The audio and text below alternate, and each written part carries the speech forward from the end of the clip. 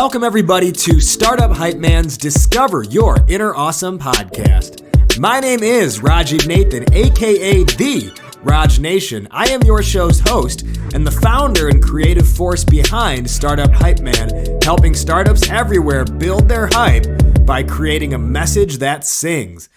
This is Discover Your Inner Awesome, the only show where you get to eavesdrop on conversations with entrepreneurs, artists, and musicians about the stories, the journeys, the struggles, but most importantly, the questions. The questions that help creative thinkers like you and I better understand who we are, what we're doing, and how we can do it better. It's about the mindset, processes, and strategies to help you build a badass company.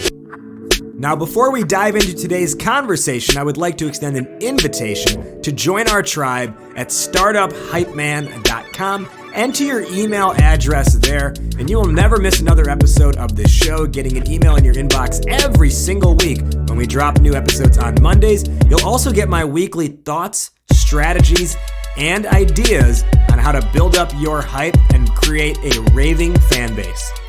All right, let's dive in now to this week's conversation of Discover Your Inner Awesome. Welcome, everybody. Today on the show, we have hip-hop artist who actually goes by a different title, but of Hip Hop Chaplain. Yeah. His name is Sir the Baptist. Sir, welcome to the show. Thank you for having me. I appreciate it. I'm very excited to talk to you, especially because it's rare that the person I'm going to talk to, I'm listening to their album on the way to go see them. So I have all your whole most recent album stuck in my head right now. And I'm excited to talk more about that. But our topic today specifically is how do you balance marketing against propaganda? I think this is something that entrepreneurs really need to be mindful of and considerate of. But when I asked you, like, why is this on your mind? You had a pretty interesting response. So can you let our listeners know why this topic is on your mind? You know what? I have it from multiple angles. Musically, I feel like a lot of conscious rap isn't necessarily conscious. It's propaganda. Conscious rap makes us consciously aware of the answers instead of just the problem. So to move forward in hip hop, I think we would have to redefine what conscious rap is and how to, be the answers instead of just propaganda, the problem. Because there's a lot of problems, specifically in my community, but we have to deal with them differently. On the marketing angle, working at Leo Burnett, it was a moment where I had to either walk out of the room or stay in there and be a part of the propaganda. It was a project I was working on, twisted bop it thing. Yeah. And the project manager at that point said, "Hey, listen, we need something sexual. Something to play off the kids' sexuality." And I understood the concept of marketing, but I also knew that propaganda and what it would do. See, the difference is one considers the community and considers the consumer. The other plays off the consumer's addiction to negativity. That's a really interesting and poignant, I guess, I don't know about revelation, but just a point that you made there. So we'll dive way more into it. That's a fantastic precursor. So everyone listening, stay tuned. We'll be talking more about that. Before we dive into the thick of that, let's kind of learn more about who Sir the Baptist is. Now, you're Sir the Baptist today by your recording artist name. Obviously, you were not born that, though. You were born James Haven Stokes. So can you tell us about what your upbringing was like? And what do you think is the top one or two lessons that you take away from your childhood? You know what? Always be yourself, even if it's not the coolest thing in the room. Cool has its place. Everything has its time, but honesty and being the best person you can be is timeless, and your contribution to the world. So knowing who you are and being that in the room. My dad taught me that. And my mom would teach me that every life matter. Every person matter. Every thought, feeling, expression that they have And no matter how far you get or how much money you get, the person with nothing in their pocket matter. So my mom's a missionary to this day, and I take her on tour as mission trips. And this is the second thing I learned. Now, let's kind of dive into, I guess, the missionary angle a little bit more. So your music now it's very focused on like spirituality, Yeah. and not from a like condescending viewpoint, which I think it could be easily, someone can take, like spiritual music to that degree pretty easily. Yeah. Yours is really, I would say, more in like an uplifting sense. But I guess, where did that notion start from? Is it, your mom is putting the Bible in front of you as a kid? Is it a different route? How does spirituality become a role in your life? You know what? I was born into spirituality as a business first. So the business side of spirituality, I was learning very young. My dad was a pastor, mom missionary, and I was running the junior church. So I understood what it was like to organize humans, one, two, to understand humans and how they connect to spirituality, three, how to raise funds and money as a spiritual organization. Very early, I'm talking 9 or 10 years old, over 300 kids. So in the beginning, I learned what I didn't or did like about the culture I was born into, and wanted to make the change. So that's why I made it spiritual, because I understood that spirituality leads us whether we want to or not. Even someone that denounces God or spirituality has to have something to denounce. So it's always there, and it's inescapable wherever you are in the world.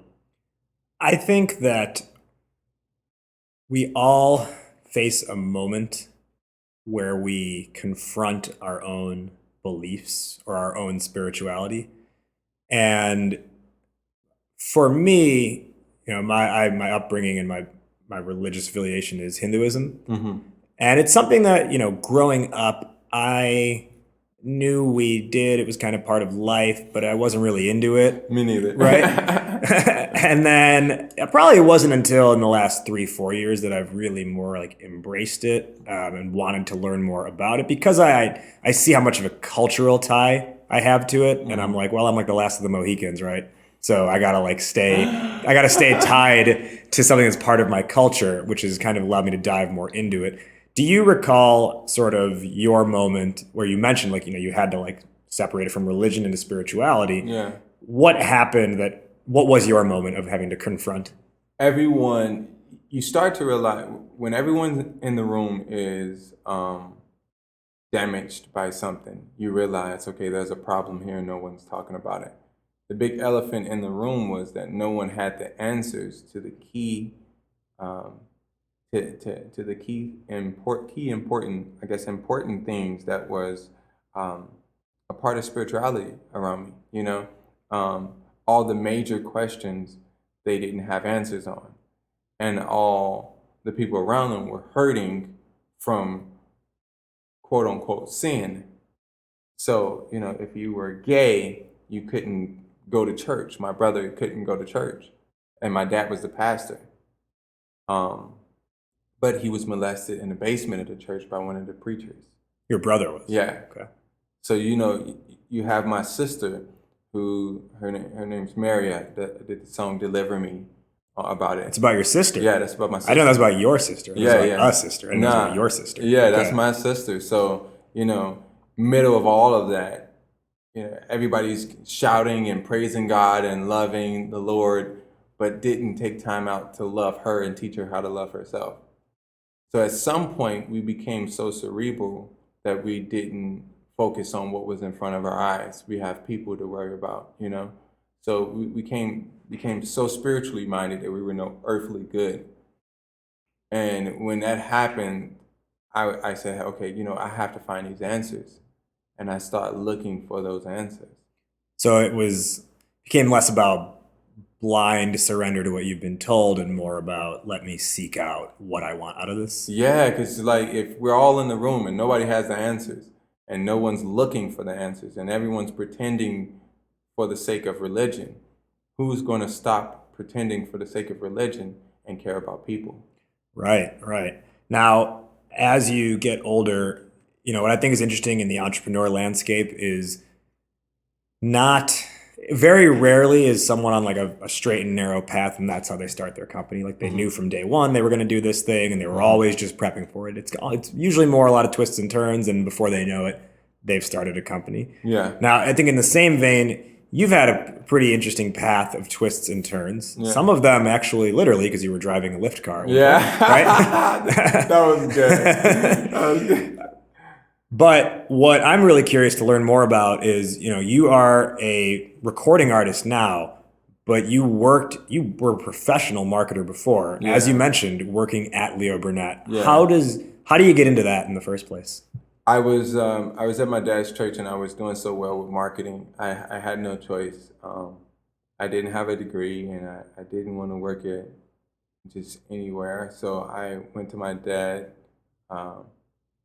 said, hey, listen, I want something to do. My brother, who was over the church at that time, gave me a job and he was like, hey, you can work on graphics since you're good on Photoshop.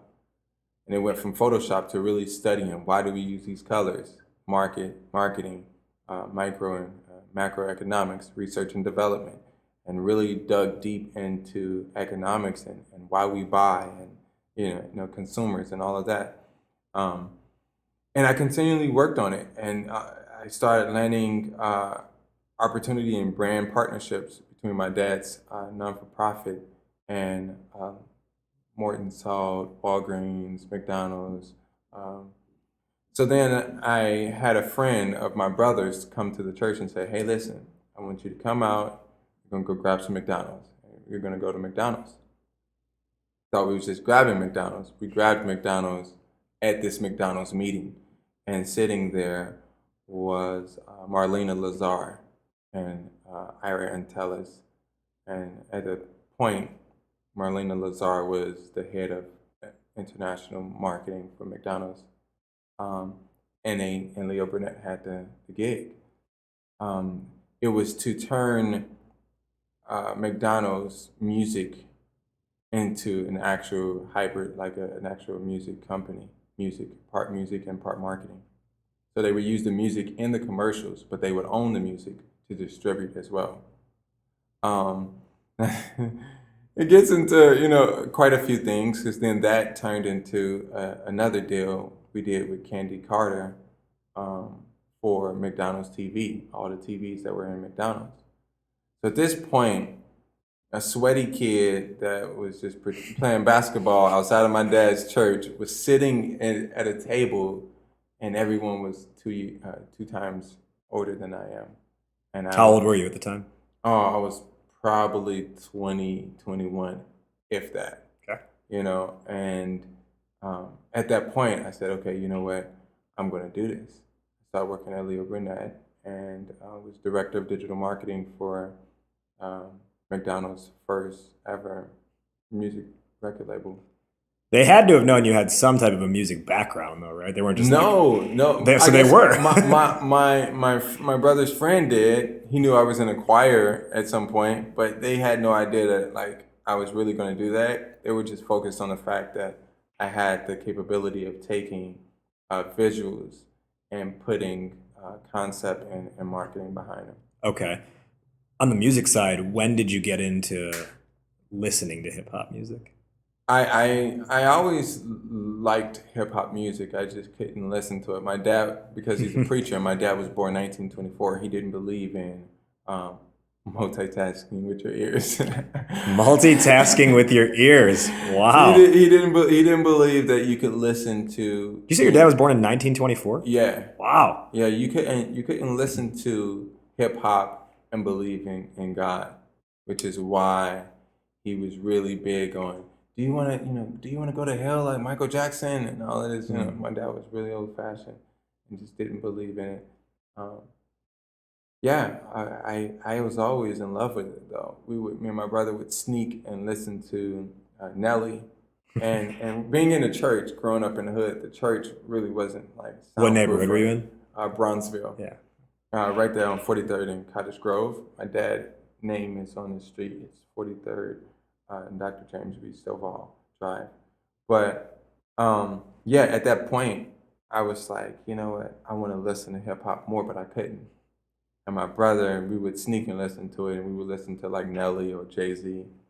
And yeah, that's when I fell in love with hip hop. When did you start making your own music? And was it as simple as just like ciphering in like the back of the church lot? Or you know what? It started off with more singing than it did rapping. You know, part of church is really musical, especially in like Black African American churches. It's really more musical than it is anything, because music is spirituality to us in some sort of way. We when getting beat over the head by a slave, came up with Negro spirituals. Sure. You know, so it's always been musical for us. So I was doing music in a singing way more than rapping. And then when my dad died when I was 11, I got into rapping naturally as a rebellion to the church. And you probably didn't have to hide it as much then either. No, I didn't have to right? hide it. And then I started listening to Eminem, which is like the maximum. Like you go, you know, Mom, I hate you. You know what I mean? Like I wouldn't do those things because my mom would like tear me to pieces. Yeah. But for what it did is it allowed me to get some of that anger out in a time when I really need to express myself. Yeah. How losing your dad at an early age, how did that change, I guess, your early teen years and how you developed, do you think? You know what? It did a lot. One, my dad was my best friend. So losing him was pretty much taking the world away from me. Since then, I haven't had a best friend. And this is since I was 11, you know. But moving on from there, like as a son, I was stripped of my inheritance that my family had brought and gained when it came over from Scandinavia, my dad's side. My mom's African American. But from my dad's side, so it left me and my mom and my brother pretty much homeless. Before going homeless, we slept in a house in Chicago weather with no heat for 4 years straight. And mildew was on the walls and stuff. It was really crazy. This was in Bronzeville? No, this was in the south side of Chicago, like the hundreds. It was 120th and Low. Okay. Yeah. So you've had you've had some pretty significant life experiences. Yeah. And that's all by the time you're like 14 years old. Yeah, right? yeah. So I get in high school, it only, it got more complex. You know, my brothers were all into drugs and gang banging, and I couldn't do that. I wasn't going to do it. I used to get shot at for wearing hand-me-downs. You know how your brother, passed something down. Sure. You know what I mean? But I couldn't do that. Do you mean literally shot at? Yeah, I literally got shot at because they thought I was my brother. But I had on his full outfit, and when you come from less, you have to like share. Right. Can you? I'm dying to know this. That's the wrong word to use. I'm very curious about this. I would imagine our listeners would benefit from hearing this too. What is the feeling of knowing you are getting shot at or that you just got shot at? You know what? For me, it was, am I going to survive this? Am I hit? Like, your adrenaline is rushing so much where, so much is going on. The sound of it is really alarming and disheartening, I was in front of a bus stop, so it was almost impossible for me to, for the bullet to miss me.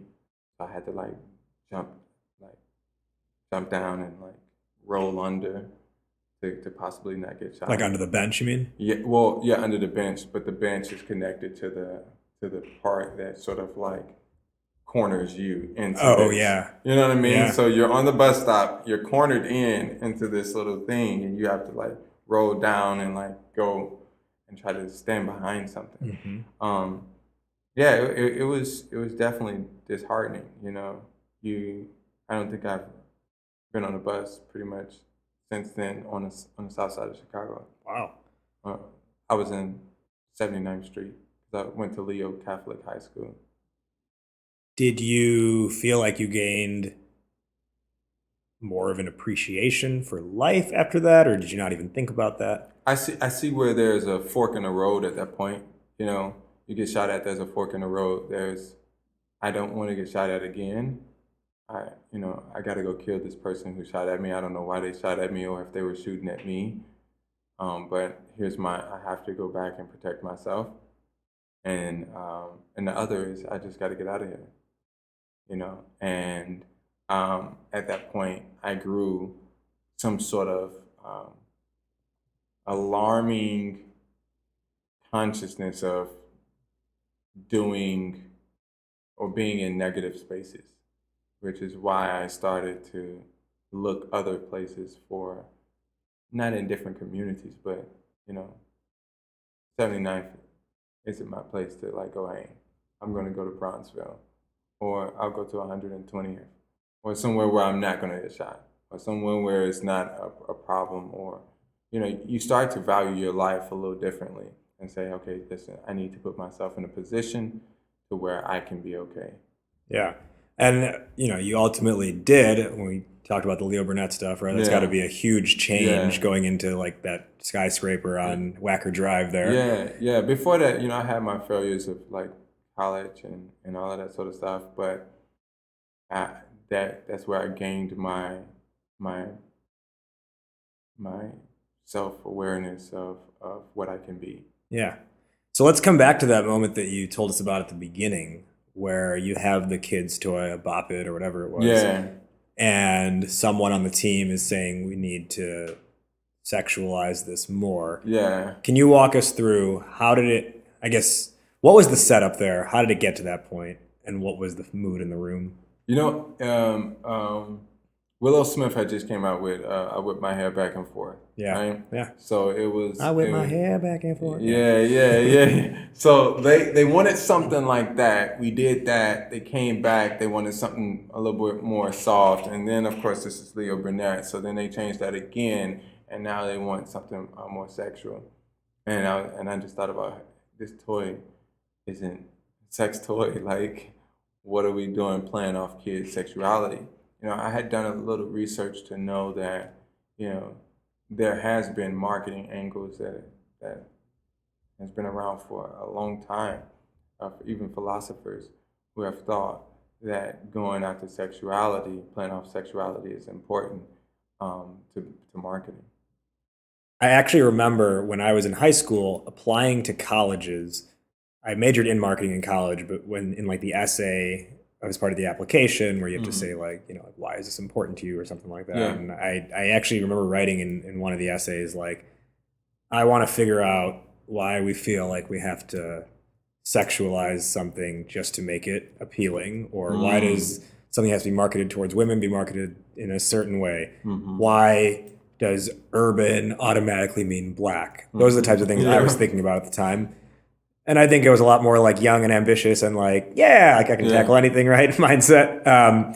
And ultimately, and it's interesting because through some back and forth, I've kind of come back to that now, which is really working with startup companies on what's your message and kind of like out of the gate, right? Like, what are you going to build this company around? Yeah.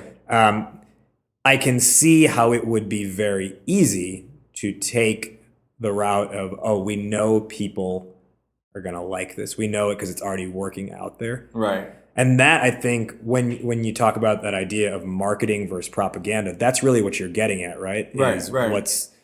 Is just because it's there, is it right? Right. Or is it just something that's there? Right.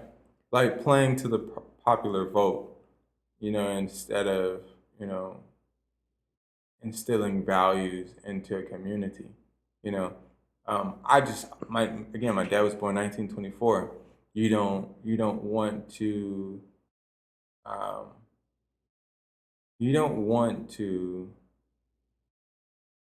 have unhealthy customers. So it worries me, when a record label says, okay, you know what, do this or work with this artist because it's popular. We need the numbers. Don't mind the the morality behind it or the values or the principles or how a little kid is going to try to do the same thing he's doing, or this is the new drug, you know. It bothers me. It always has, and I've always wanted to change it. And this to me speaks to the importance of even for companies building a value set early. Yeah. And not just building it and writing it down, but living by that too, Yeah. right? It's easy to say this is our mission, this is our values, Yeah. but then just kind of tuck it in a drawer. Yeah. So use it as a little badge. When people say, "Oh, what are your values?" Oh, here we are. We show them up proudly, but then you do the exact opposite day to day. Right. What do you feel is an effective way to not just say that they're your values, but actually live them? You know what? If you can put your values to practice and you see the benefits of your values, that's more important than just marketing values. Like, you have to see the benefits of it. You have to want it per person. It has to become, one thing that made computers amazing is that they personalized it. You have to personalize your values to your consumers. And that's when it becomes not a marketing tactic to micro or macro, but it becomes a moment of individualizing an experience and knowing that it's going to either better or worsen someone's life. Yeah. Now that, this whole idea is balancing marketing against propaganda. So we have what you just said there, and that is balanced against what you said earlier, which is it's easy to go with the popular vote. Right. However, sort of the whole point of marketing is, the whole point of marketing is to find what the people like and play to that. So how do you do this and not go so far in the other direction that you're like, well, we just wasted thousands of dollars because we said, well, we have to do it differently, when there were some answers that were right in front of us because the market research said the market wants this. Right. Well, when I do research and marketing research, I do it based on what I would like to see in the market and how I would want it to go. Like one of my biggest things with companies these days is that we don't have many innovators anymore. We build on top of platforms because we're so nervous. I built my company off of Instagram. I built my company, or I just built a new phone. Well, how about you build something that's not a phone, and we have so many apps on our phones that it doesn't do its original definition. So you drop calls more than anything. So it's with... Yeah, you ignore calls more than anything. Right. The funny thing is, the phone is actually an app on the phone, right? Right. So it's like, at this point, what are we doing? Like, you don't have to market to what's there already. What you want to do is find the market for the piece that you have that's unique. We're retrofitting our dreams into what society says it is marketable. What we have to do is start seeing the problems of society so we can have more longevity. So if you're just doing marketing because you see that this is popular, then you've missed out on what isn't popular that could have made you more popular for doing this different thing. Right. You see what I'm saying? Like what are we doing here? Are we all just following them online, or are we trying to change the world? Are we trying to advance? Like I read a meme that I think it was yesterday. Said we were supposed to have flying cars by now. All we got is 6ix9ine. and that's 6ix9ine is this rapper that caused all this conflict and stuff like that. But we would be a lot further if we weren't focused on what works and find what needs to work. Yeah. You said a few things here that I'm really vibing with, starting with what would I like to see in the market? Where would I like it to go? Right. Now that is very powerful. because we often look at the opposite of that, which is what will the market allow me to do? Yeah. Which is not, as you said, it's not being innovative. Yeah. And that idea of building on others' platforms is very true, right? Like there's a million Instagram influencers. Yeah. I literally was thinking about this the other day because for Startup Hype Man, I post a lot of content on LinkedIn actually. And I was like, isn't it amazing that they built this thing that is allowing other businesses to succeed on what they've built? And there are whole industries that have been created out of it, companies that have been created out of it, right? Like there are companies that the service they provide is generating leads using LinkedIn. Yeah. Right. And if LinkedIn doesn't exist, that company probably doesn't exist. Right. Something I remember hearing someone say a long time ago, I don't even remember who said it, was what we should focus more on.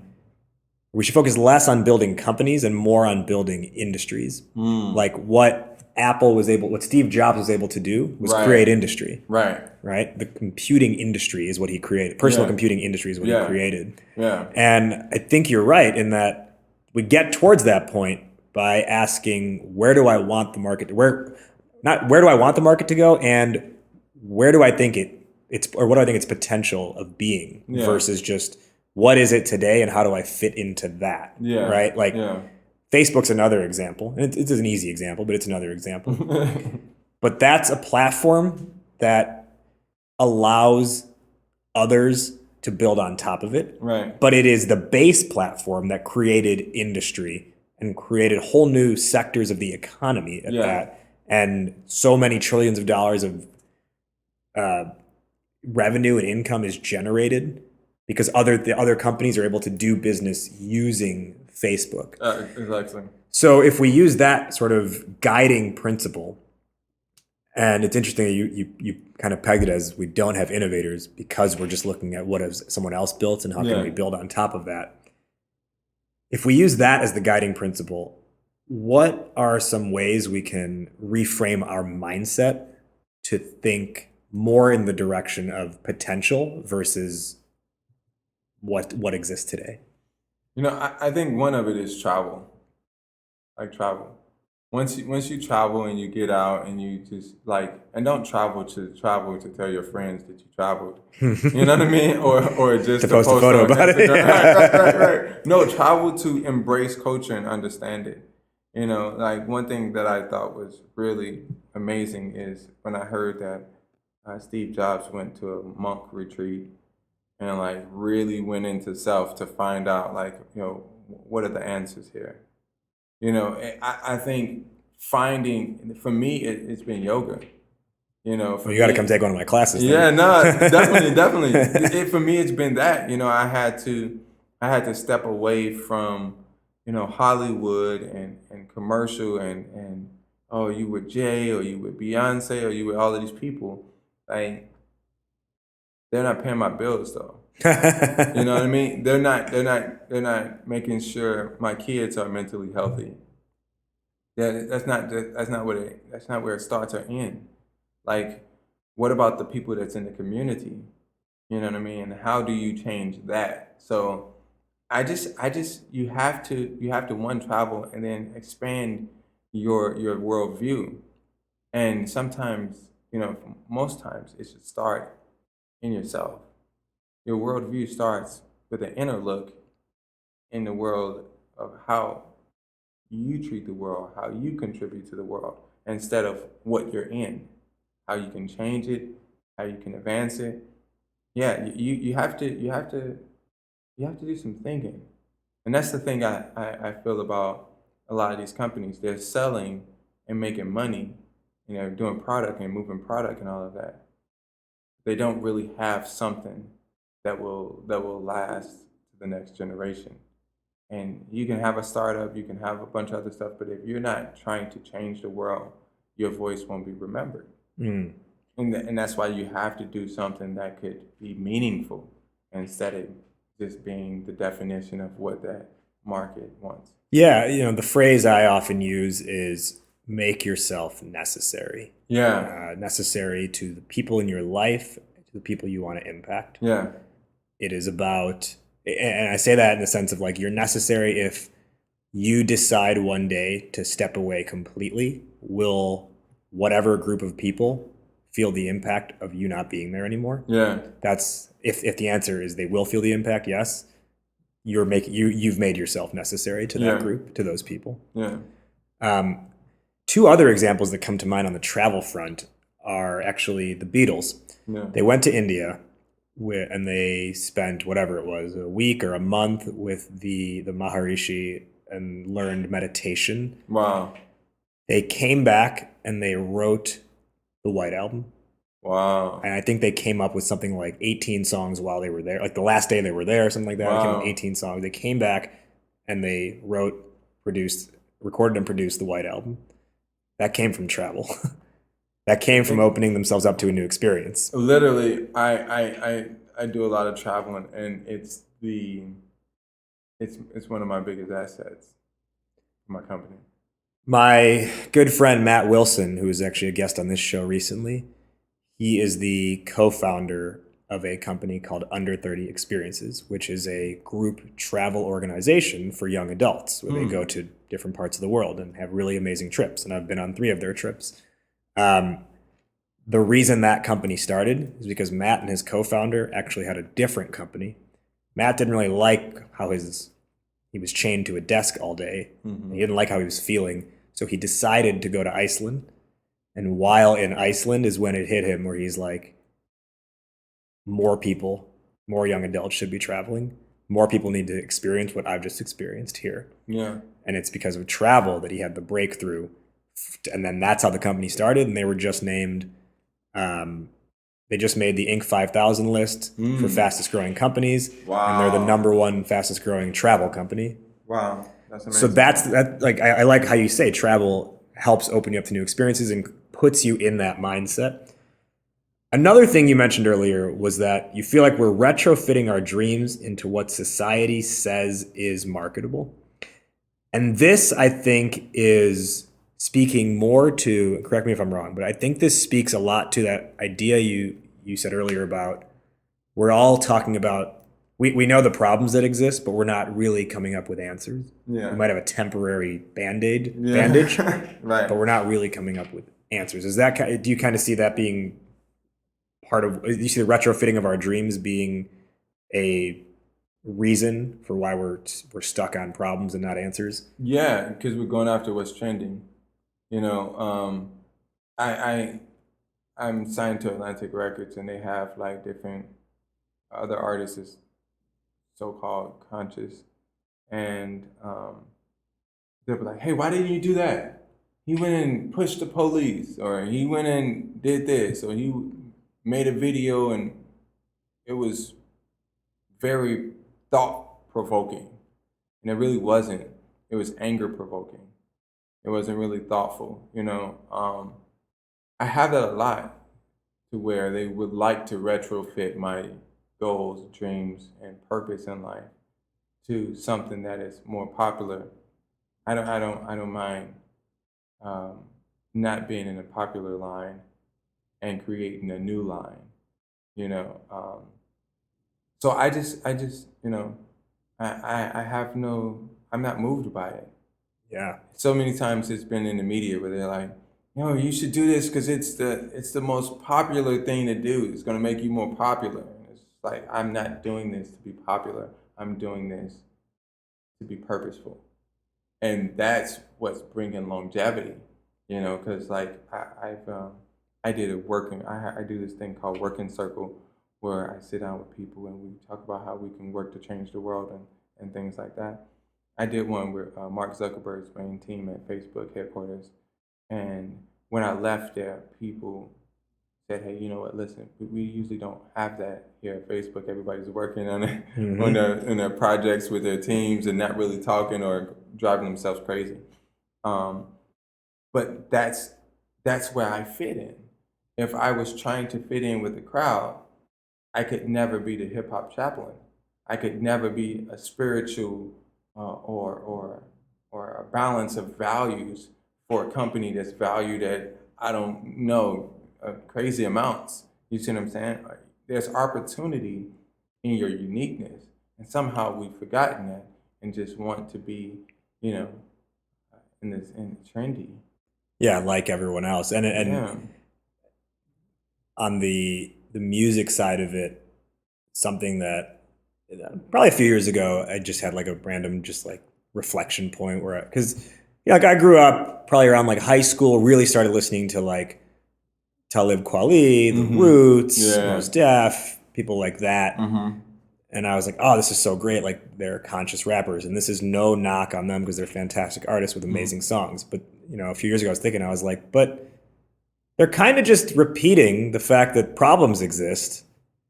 And yeah, it's good to make people aware, but they're not coming up with any answers. They're just continuing to say this is wrong and that is wrong.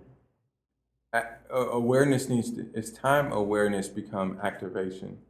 And somehow when you start off with just awareness and not activation, then you cheat yourself out of your purpose. I remember seeing Martin Luther King at the end of his life, he had started trying to activate some of the things that he was advocating for. And while he was building awareness, he really wasn't getting what he wanted. And sometimes building awareness can only strengthen the power of someone who wish your demise. You know what I mean? Yeah, it builds the case for the other side. Right. So once he got to asking for certain things for the community and never got it, people only remember the popular dream speech, but don't remember hey, we have to go and get exactly what they promised us. And this is what you get killed for. But if you spend your whole life always knowing that you could get killed for changing something, or you could mess up for trying to change something, I would rather that than the other, being popular.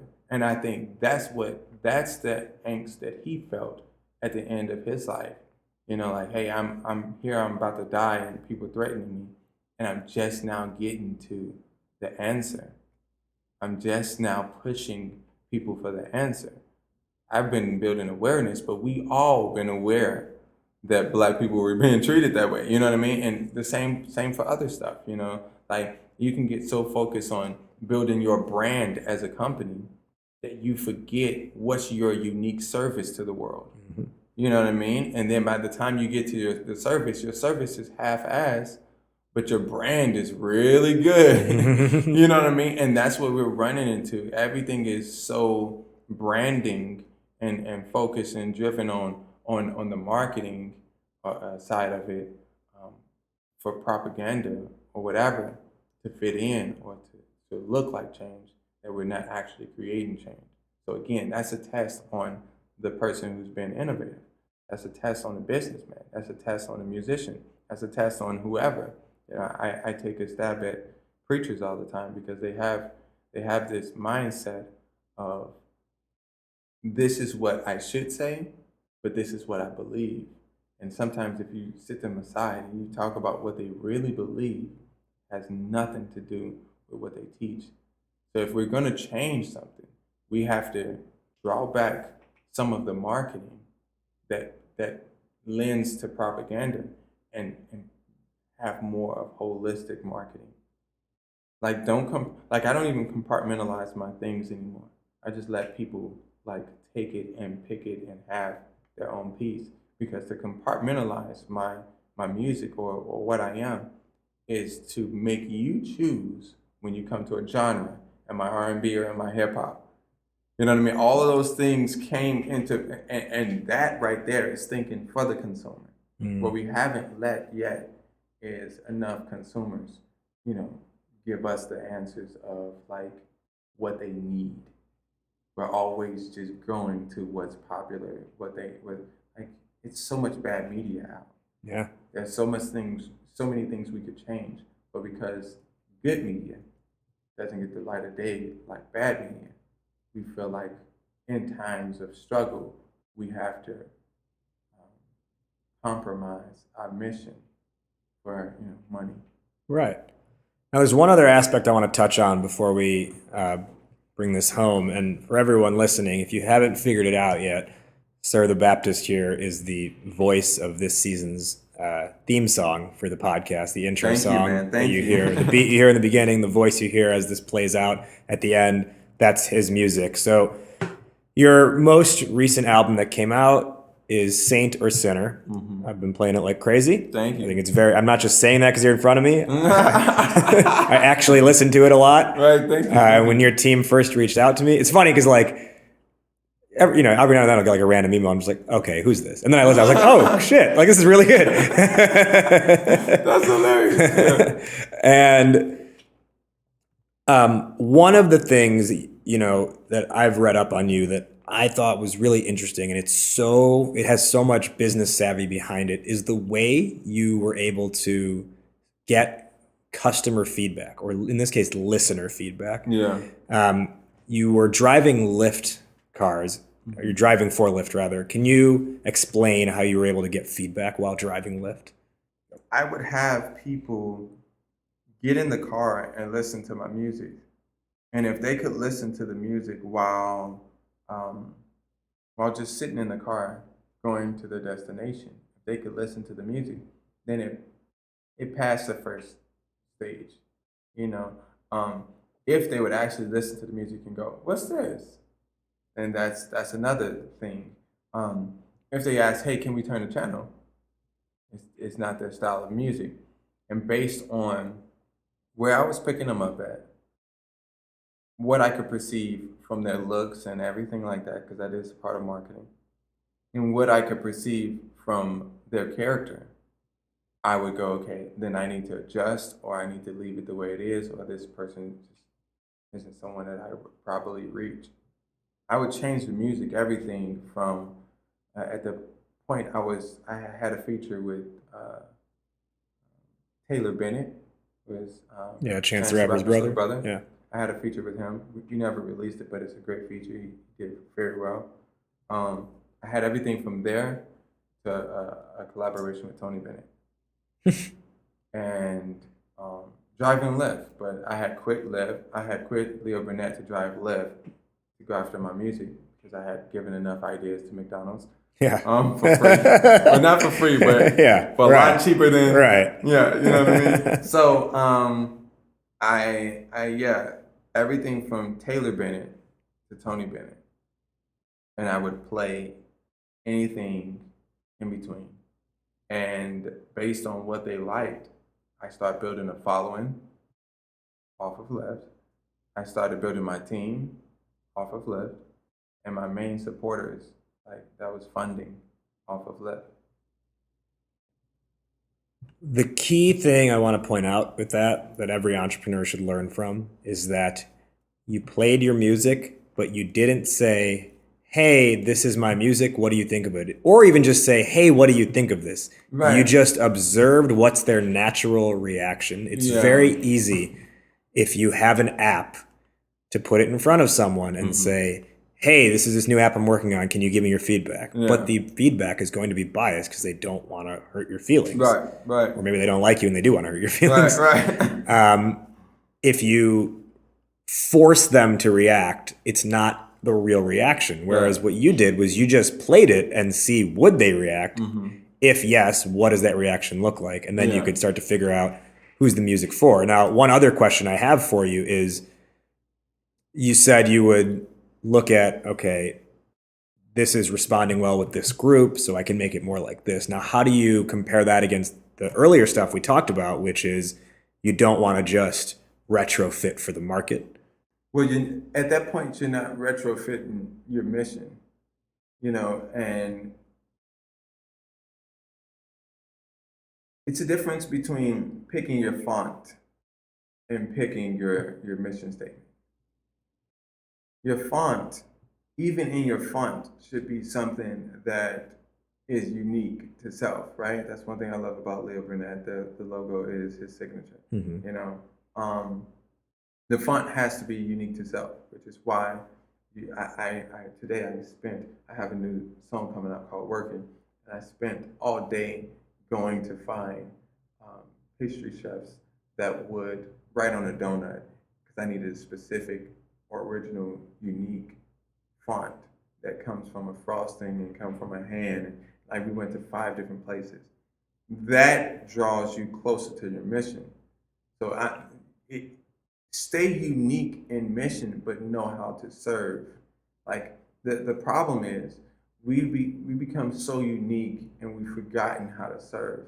Like my serving them isn't diluting who I am. It's knowing that I can't feed a baby steak. You see what I'm saying? Yeah. So I go, okay, she loves Tony Bennett.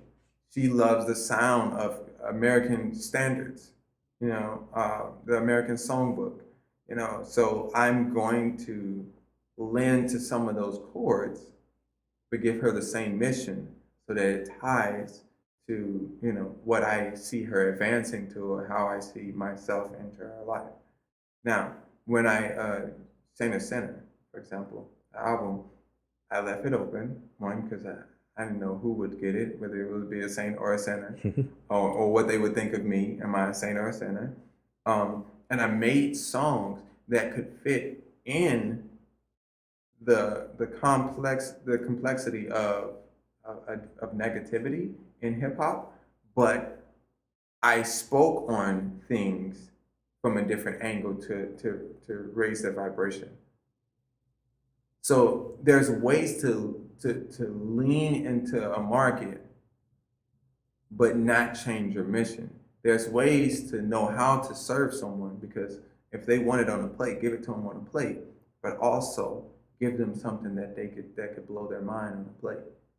You know what I mean? Yeah, and it's really, when you speak to the sound aspect of it, I think what a lot of traditionally conscious rap does is make it ends up sounding very accusatory, which again, you create some awareness, but then you push away the audience who you're trying to ultimately get to see your point. Right. And it's not even. It's sometimes they don't even, like, for example, I'll just say it, like Childish Gambino, "This Is America." Horrible. For what reason? Because I like the song. I thought it was pretty powerful. But you tell me, the song is stolen, right? Okay. So that's one thing for me. For me, from who? Some kid that made a song in 2016, and the sound is just too close to be inspired by. Yeah. Or, or somebody heard it, or he heard it in 2016 and he stole it from Childish. I don't know. They're definitely family. These records are family. But that's one. And then two, to say this is America and you're shooting a black man on TV. Yeah. That is in America. But in order to be conscious music instead of propaganda, you have to give answers. And in this case, there was no answers given. Matter of fact, you look up different interviews, major interviews he had with him, and they asked him, he didn't have many answers to give. It was propaganda, because that's what the shock value. I get it. I was in Leo Burnett. I get the shock value. I get that you wanna pull people in, but give them answers. Yeah, and it's funny as you say that. Literally, what I'm thinking of is in the song on your album, "Deliver Me," which is, as I've learned now, is about your sister. You said, yeah, right? And in the first few lines, you say like, she was working in the church and would was beaten by the deacon, I believe. Who was her husband? Yeah. Okay, who was her husband? You literally have as like an over in the lyrics. You're like, if you know somebody dealing with this, send them a text right now and say I love you. Yeah, absolutely. Yeah, because like. So you've literally provided even like the smallest step someone could take. And you don't have to give them the full thing. You want to give them just a starting point, and then from there it'll continue. Because then when they need it, someone will be, hey, you sent me "I love you" a while back. I just thought about you and just wanted to text you "I love you" back. That right there starts a compassion between, it just starts a relationship. If your marketing only starts a conversation, that only starts anger, if it only like Trump, You know what I mean? It's to me, there's no difference between Trump saying, "What else do you have?" to the black community, and then you shooting a black man on TV as inspiration to the younger kid. That's a really interesting take. And the idea of starting conversations, actually, the president of Pixar, this was a few years back, said company slogans should be thought of as starting points, not as conclusions. Ooh, I like that a lot. I like that a lot. That's so true. Now, the mission of your music is to heal. Can you let our listeners know where they can find your work and where they can learn more about you? You can find me on Spotify, Apple, Tidal, Instagram, Twitter, everywhere as Sir the Baptist, SirThebaptist.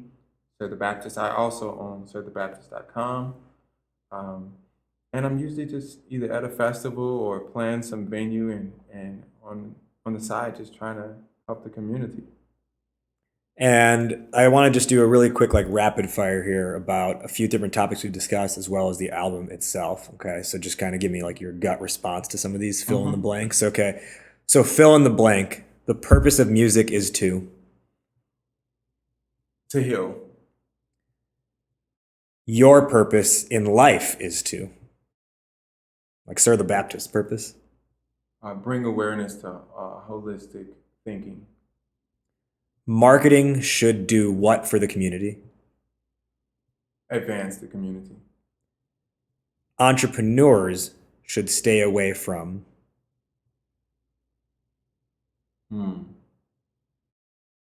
Entrepreneurs should stay away from servicing a community without understanding it. I like that. We'll end it there. Sir the Baptist, this was a really fun conversation. Yeah, man, this is amazing. Thank you. Man. Appreciate for joining and being on the show. As he mentioned, you can find his music online. You're about to hear his voice play as I'm talking right now because the outro music's coming in right about now. And you'll also hear at the end of that outro where you can find his music once again. Thank you once again for joining us, sir. Thank you. Thank you for having me. That wrapped up our conversation. Did you, the listener, enjoy this episode? If so, the absolute best compliment you can give is a rating and review on iTunes. Ratings and reviews help more people find the show, therefore more people can discover their inner awesome. And if you want to extend that compliment further, while you're leaving that review, go ahead and subscribe to the show on whatever platform you listen, whether that's iTunes, Spotify, Google Play, or the various other networks in which you can find this show.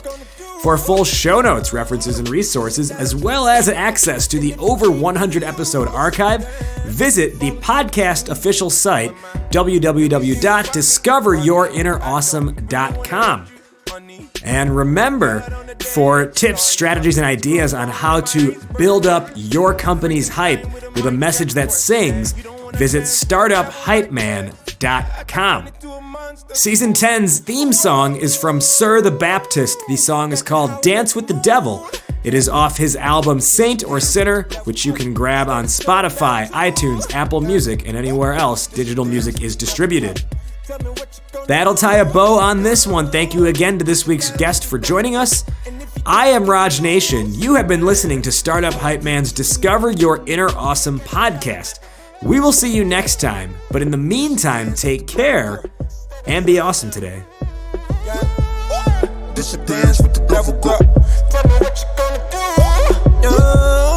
This a dance with the devil, girl. And if you can't get it loose, then it's a dance with the devil.